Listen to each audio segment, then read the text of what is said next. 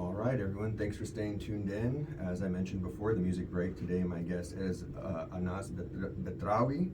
Oh, but also a quick reminder that the views expressed on RGV Community Health Hour are for informational purposes only and do not constitute medical advice. For your personal medical advice, also, always be sure to consult your primary care provider. So Anas, thank you for joining us on RGV Community Health Hour.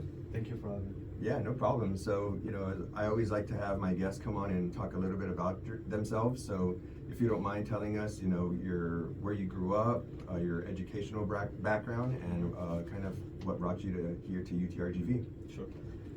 My name is Anas Betrawi, born and raised in Morocco. I was born and raised in a small town near to the famous Agadir, which has the beautiful beaches and an ancient history of Amazigh, which are called the Berbers. Because they were known for fighting against colonizers, and they were resistant. So I grew up in that town. I had my mom, my dad. I was the youngest of my four brothers and one sister. And by the age of 14, 15, I went to a high school. I applied for a technical high school, so it wasn't in my city. I had to leave the city for like 2 hours. So I had to leave alone by the age of 15. Wow. I was going to say, so it was back and forth every day? No, so you moved. Wow. Alone, yeah. So that's how I understood responsibility and many good things in my life. It was such a challenge at that time. You're a kid, Yeah, of course. But also, I had to fail my baccalaureate. I wasn't going to school, and addiction. But why? Because I was kind of that kid that wanted to discover everything and be cool, Yeah, of course, like a lot of young men. Exactly. But yeah, all those experiences are what pushed me to come to UTRGV, right? So, and after that, after I failed my baccalaureate, I was in shock, and I was like, I don't want to be this life. Like I was back then in 17 years old and addicted to drugs and cigarettes and stuff because of the environment, to be honest, and because of me being with the wrong people, I can say, at the generation back then. But I know that it was my responsibility, and I wouldn't blame my environment, right? So I was thinking about what should I do back then so that I can change, because I didn't like it at all. I want to change. I want to be educated, because in that environment, people don't value knowledge. They don't know the benefits of studying, of being intellectual, and all the doors that can open to you in the future. So they say if you want to change, you should start by changing your environment, right? So that's the first thing I did. I had back then Facebook, no Instagram, no Snapchat like right now. But yeah, I had Facebook. I deleted my account and I changed the city. Wow. It was like 400 kilometers. I went to a city where no one knows me, and I enrolled into a new high school, and I gave them like a new picture of myself. Awesome. Like that one who is like ambitious, want only to study, doesn't do anything. And I was fighting at night with drugs, and Yeah, because the that secondary environment is effects. always around, but now Exactly. you're presenting yourself as someone. It was hard, but temporary, just 3 months, 2 months. The beginning was hard, but then I get used to it, and the hard. You wrote a book about Born to Fail. Yeah. So those challenges and those failures are the things that shapes you, and that made you who you are right now. Yes, sir. But yeah, all those moments push me to understand that knowledge can open a lot of doors, right? Yeah, it's like they say, knowledge is power, and I know It's power. that's kind of cliche, but until you start going to school and gaining the knowledge, you're like, wow, like I actually can do a lot with my life in terms of the doors that open and the pathways that you can take. Exactly. So after that, I went to another city so that I can apply for my passion, which is mechanical engineering, electrical engineering. I did my college then, and after that, I did my bachelor's in mechatronics. And I was like, I love that, but I need to do something to help humans, because that's my real passion. I like helping people. And I was like, I can't do medicine right now. I mean, but what I can do, something so that I can combine what I learned to help humanity. So I did biomedical engineering as a master's degree. Awesome. Yep. I learned about the MRI, CT scans and stuff.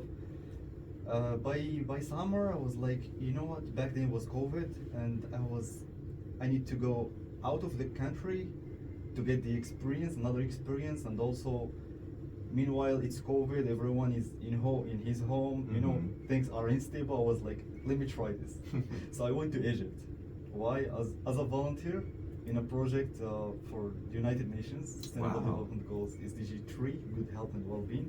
So my mission back then was as an engineer. I was working, volunteering to be honest, as a mechanical engineer, making artificial limbs for people with amputations Wow. using 3D design softwares like SolidWorks, CATIA Mhm. V5, and also 3D printers. And there's Incredible. also another team who were assembling stuff, and Mhm. it was an impactful project. I had the opportunity to work for like I don't remember, more than 17 cases where people come and it was very impactful when you see people coming with their child that was born without limb, you know. Mhm. And after a week, we start like we giving him the limb, and then he start like writing, or you know, and you can Wow. see their parents, they are crying. I mean, Mhm. it's super impactful. I love that.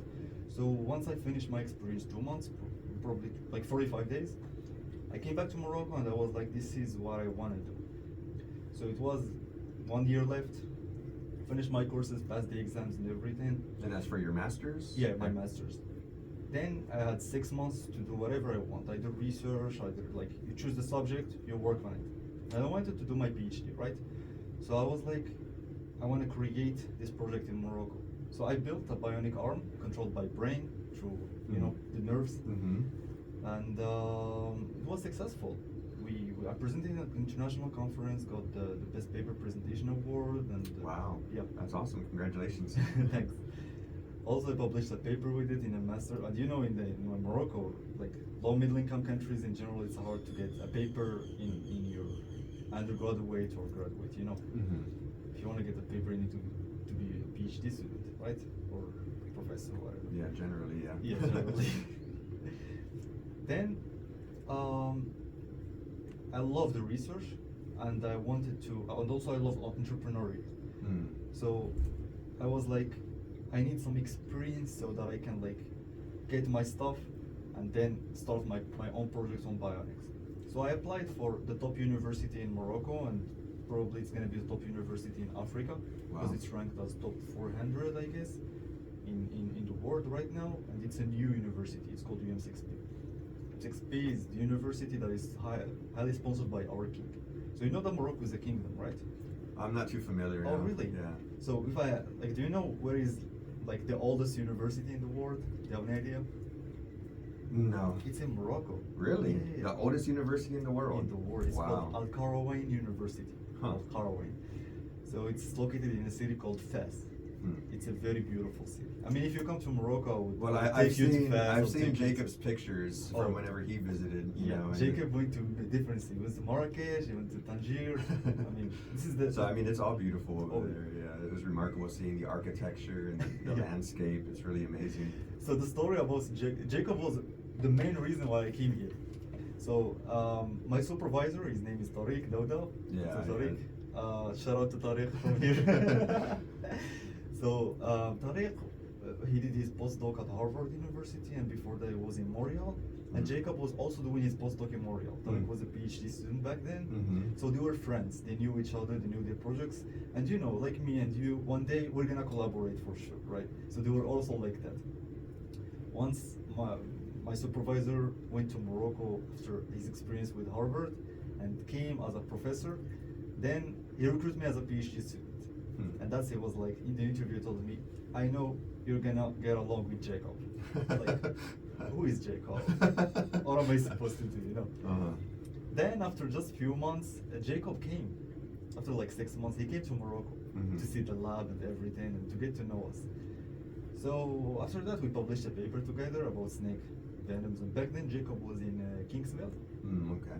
Was So that was before he came here to the human genetics program. He was working with you guys, but he was Oh, okay. affiliated to. With Tamuk. Yeah, Tamuk, exactly.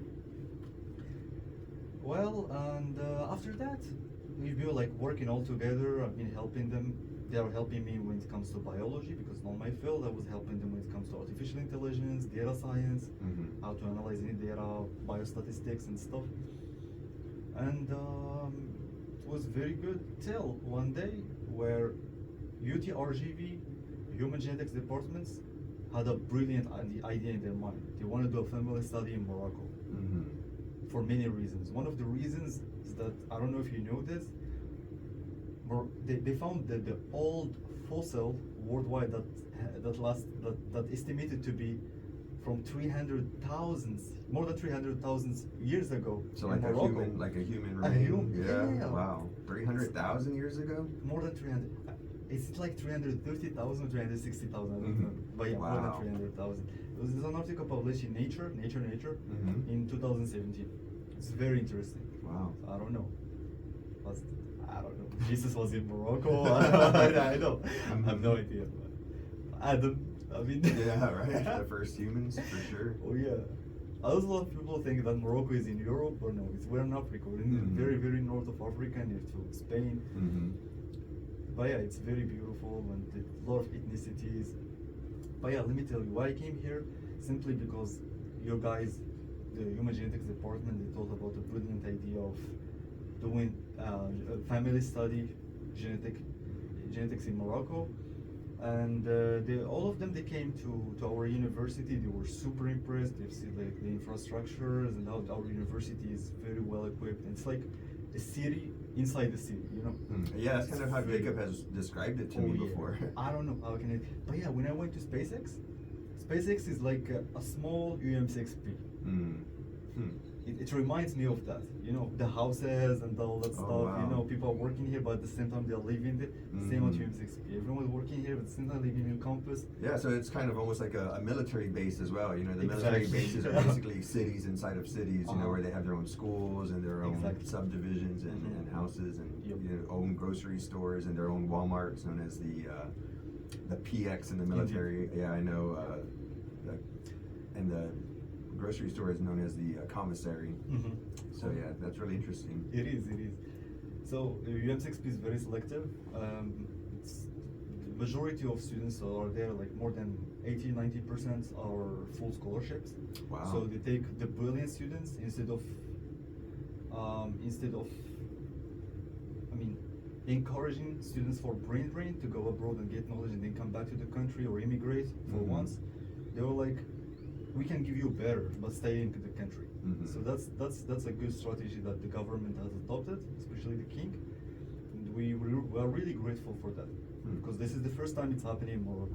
Wow. A university like that it provides you with a good scholarship, and also for professors who are doing amazing research and they're abroad, they're like giving them like good propositions, like come to this university, do the same thing that we are doing there, for example, in the US or in Europe or whatever. We're gonna give you the same salary that you are getting there. Wow, that's I awesome. mean, if you come to Morocco, and so that's how they are attracting not only Moroccans but Africans in general. So UM6P's mission is like shaping Africa's new generation. Wow. So it's because Morocco is the door of Africa, you know. So that's it Wow. makes sense. Yeah, no, that's really amazing to hear. And so, is UM6P only for like graduate students, like masters and PhD, or are there undergraduates as well? Oh yeah. There is like almost all fields. Starting from undergraduates, there is like UM6P is located near to Marrakesh. This is like the headquarters, and there is also a lot of branches. We have a branch, like almost, I don't know, 5 or 6 branches all over the country, and also a branch in Canada, a branch in New York. Branches of Branch- UM6P. Oh yeah. Oh wow. Branch in Paris, in France. Wow, how cool. I guess a branch in, I don't know what country in Africa, but yeah, it's growing, you know. Wow, that's great to hear. And so you know, in a weird roundabout way, you know, because of Tariq's friendship with Jacob, you Tariq's- know, and then you got recruited to UM6P, and he knew that you would get along. Exactly. He just So kind of we got along. Then when the team came to Morocco, they did a symposium, and there when I meet everyone, I meet like the chair, I meet every member, Mhm. and I was like, those are the guys that I really want to work with, you know. Mhm. So this is my opportunity. For So I sure. was asking him about the valley, the same thing, how they describe it. I came here, I wasn't disappointed. I mean, I love it. I love the valley. If you tell me, well, you're gonna come again to the US, what city are you gonna be in, or what state? I will tell you I'll be in Texas, and at the same time I'll be in the valley, right? For many reasons. First, the weather. It's similar to my country, so I don't Mm. feel like a culture when Mhm. it comes to the weather. I mean, a shock. Also, Yeah, the yeah. cultural shock. There is no cultural shock. Here it's very open because of the Mexican culture, at the Mhm. same time Texan culture, and also when it comes to food, I like two things, and that's what I do. Same in Morocco. I love that. First of all, the steaks. Oh yeah. I like meat. You know. Yeah, meat eaters. And Yeah, I Texans love steaks are too. known for that. Exactly. Yeah. The second thing, when I was in Morocco, I was eating tacos. But I Nice. was thinking, I've never had the experience to eat like an authentic tacos, you know. Mhm. But I came here and I loved it. Awesome. I don't want to say like the brands where I go to eat because that would be a publicity. I don't want to do that. Well, I appreciate that. But yeah. Unless they give us free tacos, it might be a different story, right? Well, we can do that later. Yeah. Well, I'm not hungry right now, you know. Yeah, so I think right here we're gonna take a quick music break, everyone. So stay tuned, and we'll be back with Anas. So we're back on now. Hey everyone, thanks for staying tuned in. We're back with Anas, and so Anas, I guess we can just kind of continue, if you don't mind, talking, continuing on a little bit about, meeting the people at from the human genetics department here when they went to go visit. So you realize that, hey, these are the people I'd like to kind of work with and learn from. So when I realized that these are the people I want to work with and learn from, I started asking them about the place, RGV, about the area, the Rio Grande Valley, and they met my expectations, right? And also, what I'm gonna be doing when it comes to my research, is it aligned with my dissertation or not? That's also very interesting and my passion. Mhm. So when I came here, the first night where I came here, I started working. So I was like, not gonna waste anything. And luckily, I'm involved in more than 7 projects with different PIs, which is amazing. Within the department? Within the department. Wow. Yeah, no, there's endless projects. Endless projects. They have, each PI has Oh, yeah. 5 to 10 projects themselves. So. But they are efficient. Oh, That's yeah. what I love. Yeah. Everyone is collaborating with Mhm. each other. Mhm. This is very, very interesting, and it doesn't happen everywhere. In our laboratory, thanks to Dr. Tariq Dawda, we are working all together, PhD students. But other places, they don't. You can see from the papers, for example, when you see a published paper, you can see 2 authors, the student and the supervisor. Oh, And okay. also the student and the same supervisor. So you can Mhm. see that the supervisor is kind of dividing, separating between each the PhD. And when you do that, you create competition. Yeah. People start inviting each other, and it's not productive, you know. Yeah, Create yeah. toxicity, and we don't want to do that. So that's one of the things that I really appreciate about the human genetics department. And also when it comes to knowledge, I learned many, many good things because I'm involved in separate different projects. Projects involve exposomics, metabolomics, proteomics. So just real quick, the exposomics is like the exposures, environmental exposures, Environmental proteomics. I'm sure y'all have heard that plenty of times if you're a regular listener. It just deals with proteins, and metabolomics with metabolites. Yeah, that's it. And using artificial intelligence to see things that human being cannot see or the machines cannot. But AI, due to that complex neural network, that brain that has a lot of neurons like our brain, but it's very powerful. We use that in the machine so that it can learn things that we cannot learn and understand. Mhm. And that's how it can give you some outputs, some good patterns that you cannot see. And you'd be, what? How can AI learn that? So Mhm. that's why it's called AI, you know. So it's intelligence, right? Yeah. Then, so that's how I got to the UTRGV, and I really loved it. I was thinking about maybe immigrating here. I'm still thinking about that, but I loved it. So now I still have 3 months here. Oh, awesome. Normally it's 6 months, so I did my 3 months, and I still have 3 months left. Hmm. My goal is to get as much as I can from this experience, and after that I'll go back to Morocco, finish my PhD, and then once I get my degree, start thinking. I mean, before I get my degree, I start thinking, taking the decision. Mhm. Either I want to come to the U.S.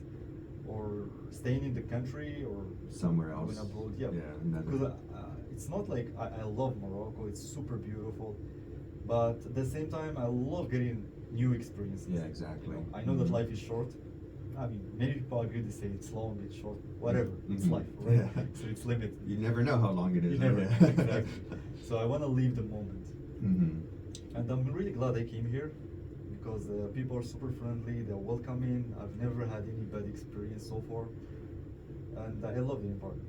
Yeah, no, it's definitely a great environment, and like we were talking during the music break, you know, it's kind of funny because I kind of got recruited here by Jacob as well, and I just, you know, I was a part of the first cohort, so it literally was a brand new program in the fall of 2022. Jacob, the HR. Yeah, yeah. Now I'm basically taking over his job. I try to recruit as many people as I can, Oh, at least really? you know learn more about the program because you know like we've talked about, you know it's a lot of amazing PIs and opportunities here. Yep. You know with our own MRI machine for research, Oh, yeah. the world's largest colony of laboratory possums that I work closely with. I was impressed when I see that. Yeah, Wow. so it's a lot of amazing projects, and of course with the Blangeros and their family studies and the things that they do, and yeah, so it's just really a remarkable place to learn from these world experts in their And fields. The Blagero, for example, is ranked as top genesis in the world. You know Mhm, that, right? mhm, yeah. So just being around them, working with them in a project, you know that you are doing the right thing. Yeah. You're gonna learn for sure.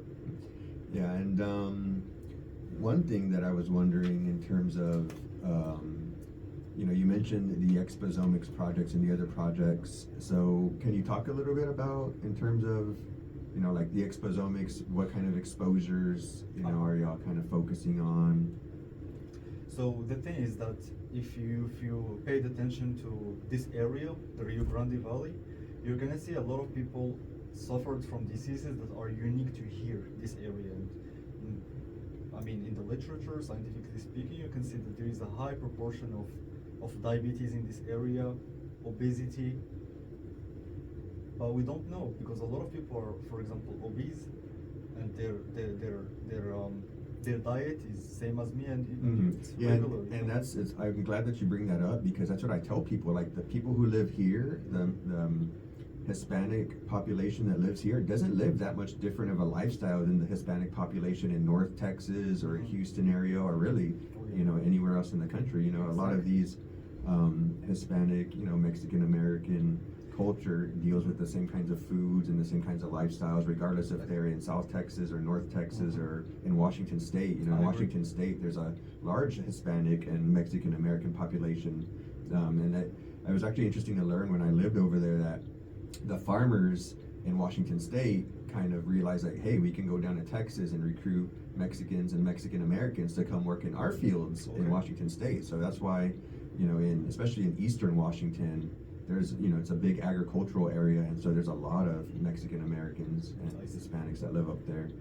And so, you know, we basically live the same kind of lifestyle in a lot of these areas, but for whatever reason, you know, here in the RGV, there is a larger kind of, or a disproportionate amount of disease in terms of the population. So they're definitely exposed to something that we don't know, right? Mhm. So that's what the team, Dr. Bala, Dr. Jacob, and Marco, and also the whole team, they're working on mass spectrometry. They're doing a lot of biological proteomics and metabolomics so that you can do like what you call untargeted to see some new compounds common between the populations, you know, and also per individual, taking into considerations the sex and a lot of phenotypes like the BMI and cholesterol level and stuff like that, so that they can understand and see those biomarkers, things that are responsible for those diseases through exposomics. They can be compounds, they can be food, they can be, we don't know. So that's what's cool about this project. So whatever you do, it's a discovery. And actually, so in the summer, last summer, I went to Houston for a week with a program called I-Core. And it's basically, you know, a chance for you to go, if you have a business idea, they take you to Houston for a week, and they... Oh, it's like incubators?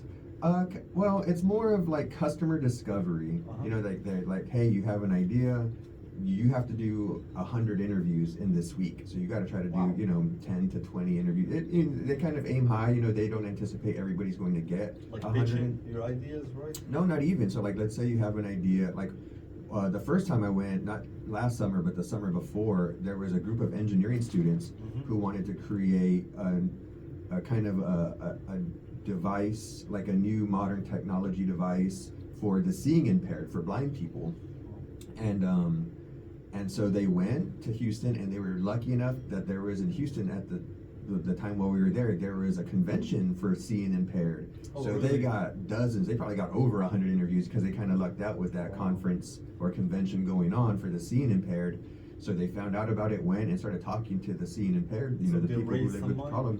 Well, no, like I said, they were just talking to their customer essentially, right? Because they want to develop this device for the seeing impaired. So they went to talk to their customer, Mhm. and they've learned, like, hey, most of these people, even though there's all these wonderful technologies on the market for the seeing impaired, most of them just prefer their cane. And yeah, and so they talked about the different reasons why, and maybe trying to implement some technology into the cane so that way they still have that cane and still I see. do things like that, like maybe like a haptic feedback cane that kind of vibrates when getting closer to something minded versus actually hitting it or something like that. And so when I went last semester, I wanted to I went and basically talked to people about mold consulting and mold laboratories, Okay. like basically exposomics, right? Like being exposed to these mycotoxins. Yeah. And so I was paired with two undergrads Uh-huh. who are not STEM. They are in food service. One of them is doing their degree in food service, I believe. Is food service not included in STEM? I guess to an extent, in a way, almost everything is STEM if you can kind Yeah. of twist it that way.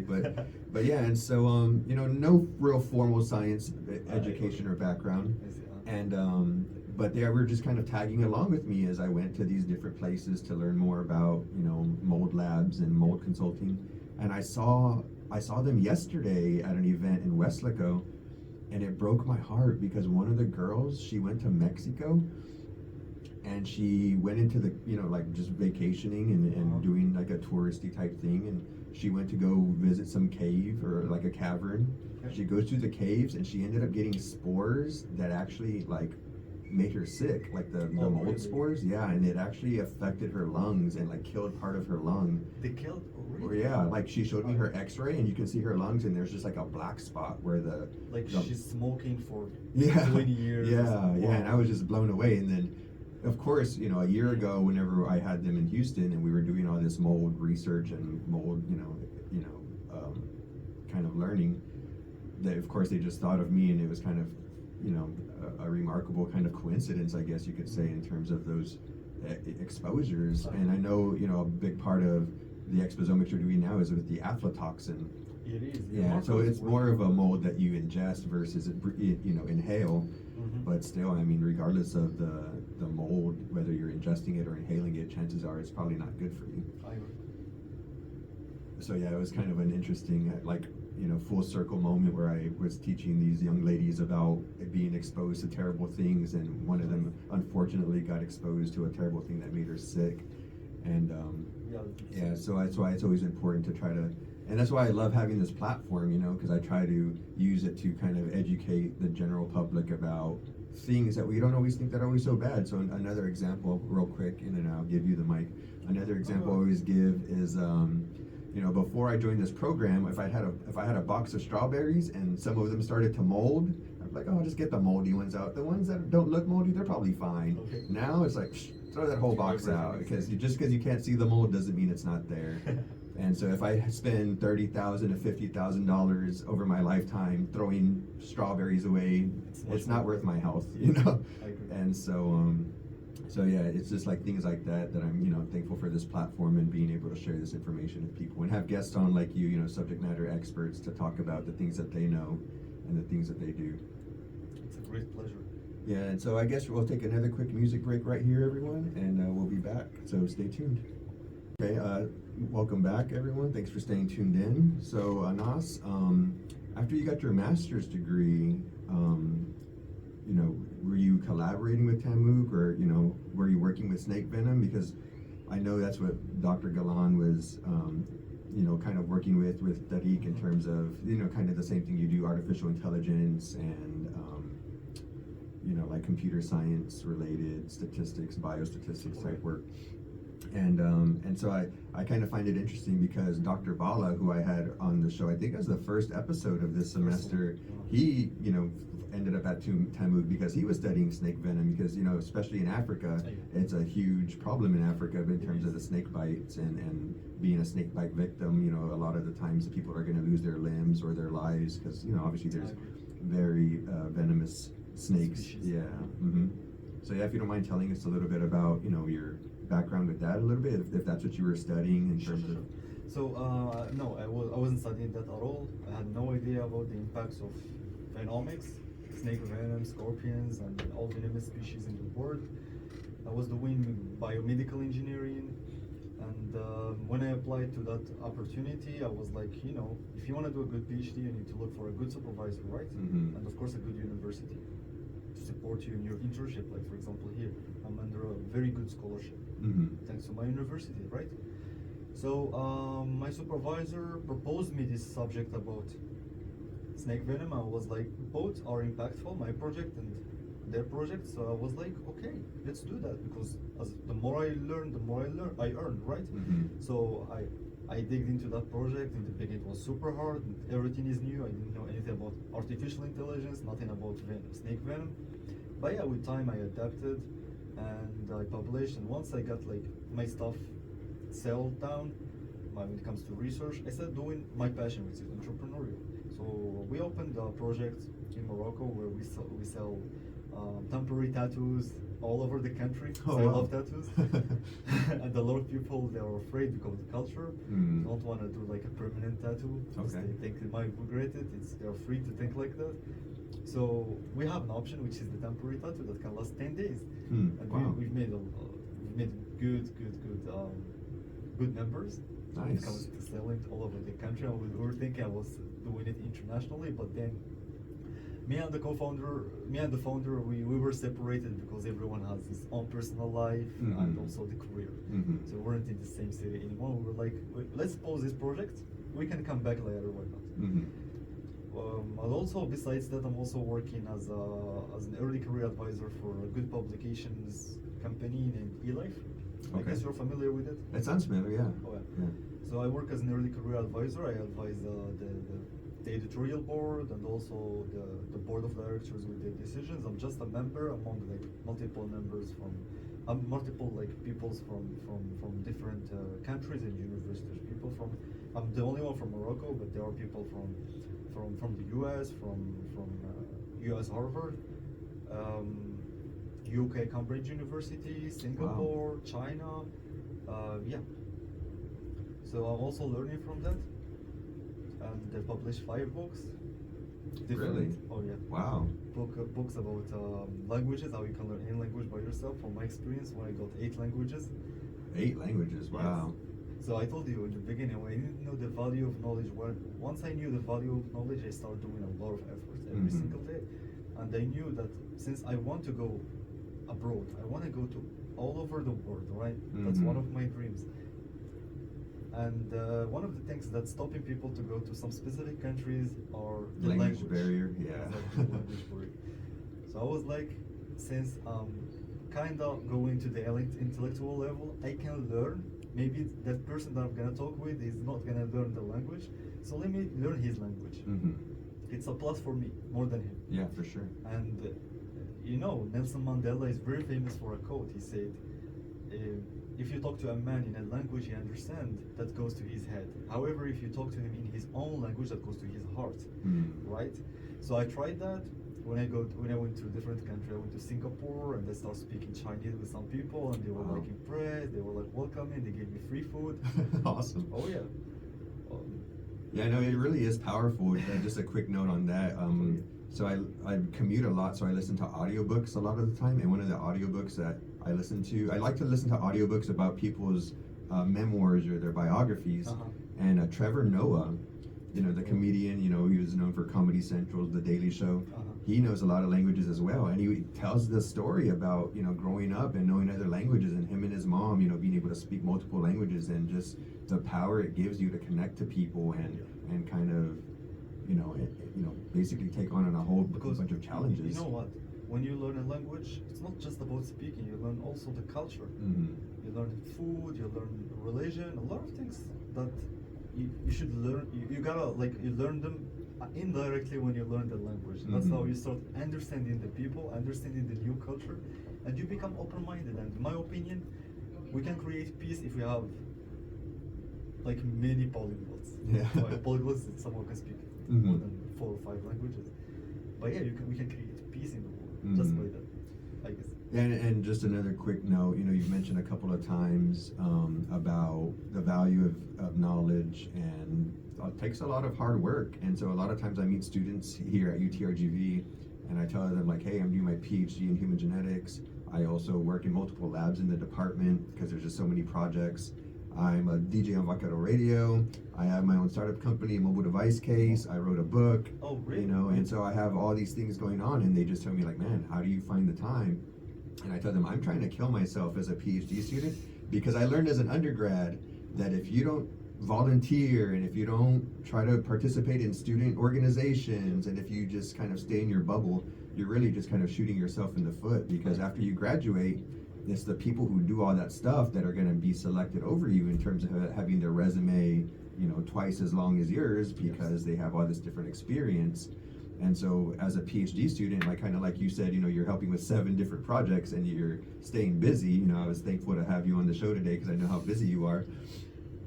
It's these things that unfortunately, you know, we have to do, and it's I can't say unfortunately, because I mean, I love it. Fortunately. Yeah, exactly. I love it. Yeah. You know, I'd rather be Makes you satisfied. yeah, I'd rather be studying and growing professionally and personally rather than like melting my brain, numbly, mind, what do they call it? Death scrolling on Facebook, or, you know, where you're just kind of, your brain's turned off. And That's also hard work, right? Yeah. But it doesn't pay off. Yeah. Yeah. And so, yeah, go ahead. I'm sorry. Well, yeah, you brought a very interesting point, which is yeah, the multitasking and stuff. So being involved in 7 projects right now in a new country, new environment, and everything wasn't easy. No, it wasn't hard. I mean, for me, why? Because of the things that you mentioned. So when I was in my master's degree in the undergraduate, I learned that I understood back then that I need to get involved in volunteering work and stuff. So I joined an international association. It's the very large international association in the world for youth. It's called ISAC. Wow. It was created in 1948 after the end of World War II to create peace. So the idea is I'm from Morocco, you're from the US, so Moroccan people might think, let's not talk about Morocco and the US, but talk about Germany and Russia. Okay. After the war, there were a lot of conflicts, like the Cold The Cold War. Yeah. Exactly. And the youth like us, we don't like that. We want peace, right? So how we can create that? By sending, like, for example, you're my friend, we are from Germany, whatever. You go to Russia for a volunteering work for like 30 days, something like that, 20 days, and someone from Russia come here, like youth. And when they go back, they tell their friends and like locally that those people are good actually. They welcomed me, they like that, they didn't know this, they didn't know that. And that's how peace started. So that's the idea. And they still operate until now. And it's in more than 120 countries. Wow. It's also in the US. And it's managed by students, which is good. Wow, that's cool. Yeah. So I was the vice president of collaborations, and I was collaborating with different countries. Wow. Since I learned languages, I make like that barrier, that language barrier, easy. And then we get along, and that's how I contributed to sending a lot of people abroad to India, to many, many different countries.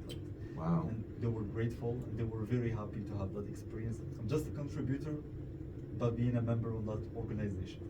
So that was the first thing. The second thing, also 3D design. I have a YouTube channel called Mechanical Design. Cool. Where I uploaded, 200 video tutorials about how you can create drones from E to Z, you know. Wow. You can create cool. robotics, arms, stuff like that, you know. Those like the degrees of freedom. Yeah. So for free, for people to learn. And also it was an opportunity for me to show my skills. Yeah, exactly. They got a chance, by the way, that to freelance in the projects. when I get money so that I can pursue my education and being independent at that age, which is amazing. So that's what I advise, to be honest, students, undergraduate students to do. Be involved in anything that when you think about it, you see that it can push your career further, and all the things that you can do, you can converge them to your resume by selling yourself. I was doing this is to do this, to get to this. Yeah. So that's the thing. That's really amazing to hear, because I've been trying to learn Russian. Russian? And yeah, so I've been studying it on Duolingo, for, I think I've got Let's practice a little bit. You can speak Russian? A little bit. Enough, right? Enough. And so I've been thinking of going and volunteering in Ukraine, since my military background, I can't speak it fluently, but I know if I'm immersed in the culture, it'll come more naturally, and I'll be able to pick it up faster. I'll be able to pick it up faster being in the culture and surrounded by a bunch of fluent speakers versus me trying to use an app and, read learn 2,000 words in Russian book. And so, yeah, it's really interesting to hear that you've been... Привет, как поживаете свободные? Нормально? Привет is... It's like hello. Yeah, hello. Yeah. Как дела? Как дела? It's like, how are you? Yeah. Как это по-русски? How do you say this in Russian?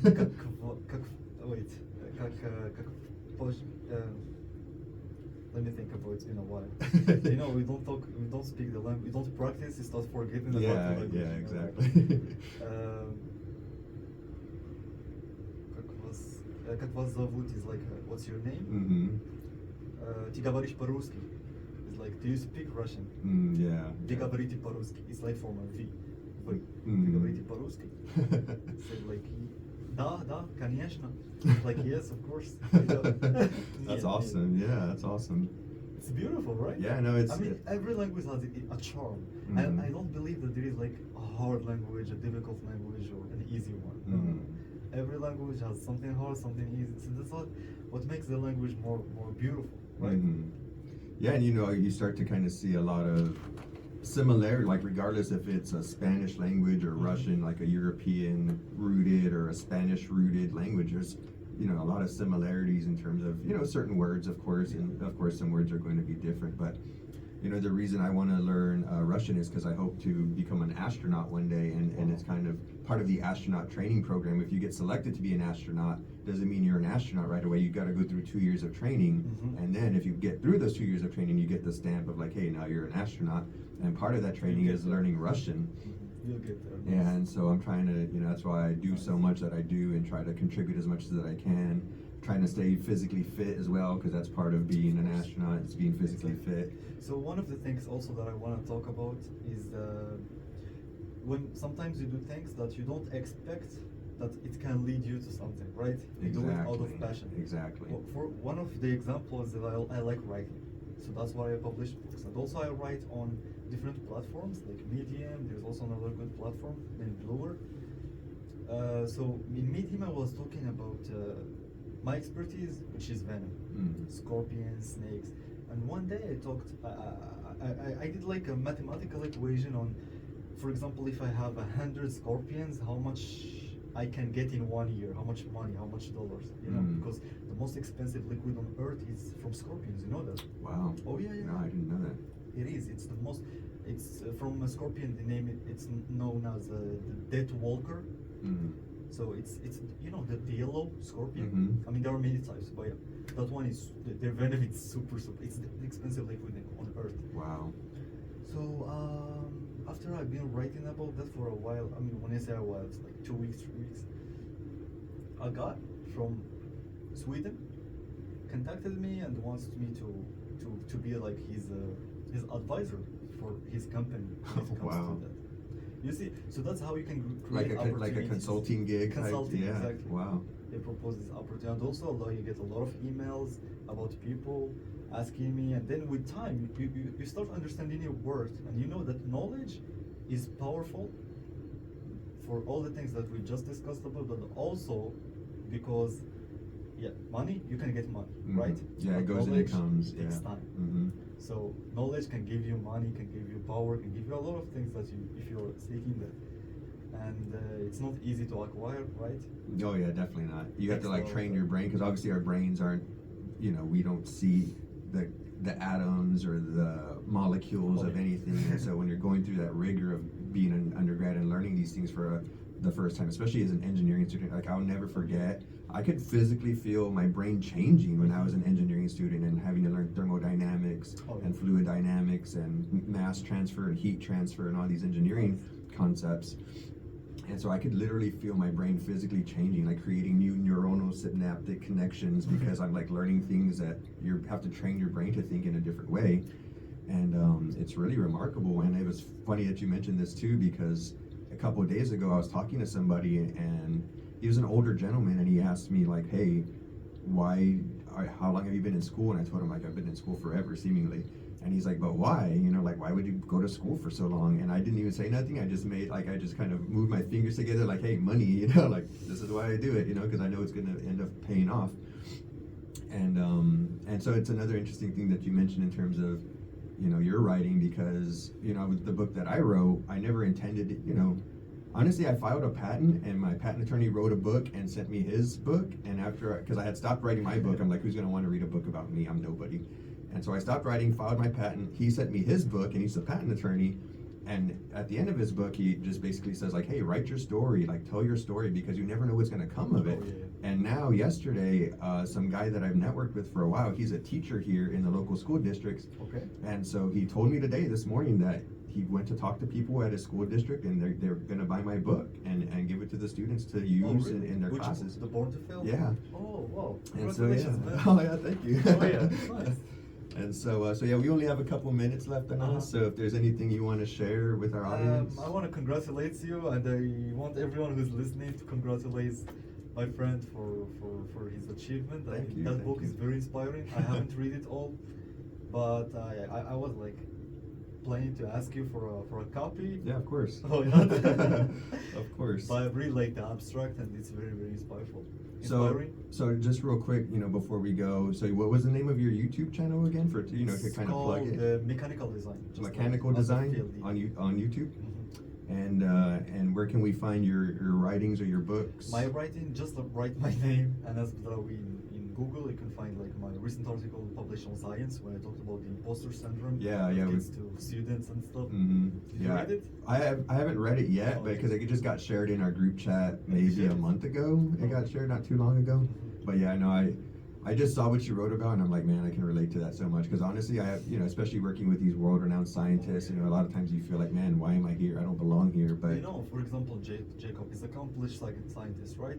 You know what he told me? He told me you should embrace that imposter syndrome feeling. Mhm. You should know how to love it. Because, like, seriously, Yeah. if you know how to love that feeling, it will push you to learn more, right? And for Instead me, of being a limitation. yeah, and for me, you know, what I do a lot of times on my commute is I do what they call mindful meditation. You know, I speak out loud positive thoughts like, hey, I am capable, I can do this, I do belong. If I've done it in the past, I can do it again. Because we're so good at beating ourselves up. We're so good about like, hey, I don't belong. You do it out loud? Is it helpful? Yeah, I say it out loud. And I think like actually hearing the words versus just like thinking it. You know, I'm sure you can kind of get the same effect just thinking I it. do it by writing. Oh, I mean, yeah. And then that's another thing you know too. what Vince sent us a we paper. can exchange. You start writing it. I start like speaking it out loud. Okay. And then we can meet again and see That sounds good. which one is efficient. And then the second time you can tell the audience. Yeah, for sure in the fall. All right. Well, thank you so much, Anas, for coming on the That was show. fun. Yeah, it's always a quick hour. These things go by so fast, and so yeah. Thanks everyone. It's been an honor to have this show again for this semester, and I hope I get to come back in the fall to be the host again. And so this is DJ Kalicha Kid saying or reminding you to stay curious, stay healthy, and let's thrive together, RGV.